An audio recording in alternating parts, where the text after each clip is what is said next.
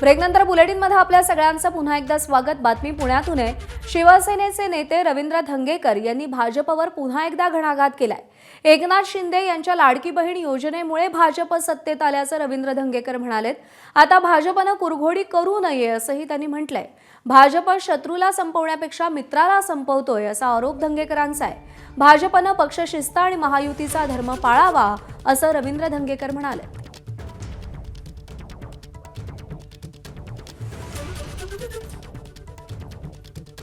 महायुतीसोबत सत्तेत असलेली शिवसेना आणि शिवसेनेच्या एकनाथ शिंदे यांच्यामुळेच भाजप सत्तेत आहे असं जे ट्विट आहे ते आमदार रवींद्र धंगेकरांनी केलेलं आहे, जे माजी आमदार आहेत आणि आता शिवसेनेत आहेत। ही लोक आज म्हणतात की ह्याच्यामुळे निवडून आला, म्हणजे उदय सामंत लाडक्या बहीण म्हणून, पण तो निर्णय शिवसेनेचा होता।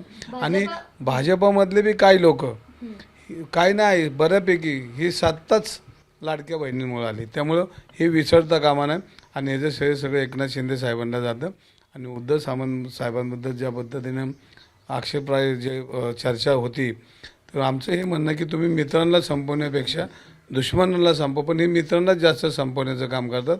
तर कुरघोडीचं राजकारण न करता आमचं मत आहे की तुम्ही सगळ्यांना आपण काय जे बोलतोय काय करतोय ह्याचं भान आपण सगळ्यांनी ठेवलं पाहिजे। नाही ना, विषय भाजप पक्ष नाही, काय भाजपमधली लोक, पक्षामधलं मी बोलत नाही।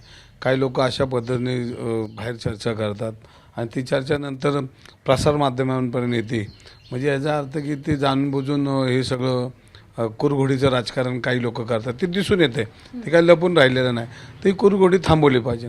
आणि आपण जर एखाद्या नेत्याबद्दल जर बोलतोय आणि जर आपली बाजू तपत्यमान की आपण कशामुळे आहात हे जर विसर जर पडला असेल, तर आम्हीच्या सारख्या कार्यकर्त्यांनी त्यांना त्याची आठवण करून दिली की तुम्ही ह्याच्यामुळे आहात। एबीपी माझा, उघडा डोळे बघा नीट।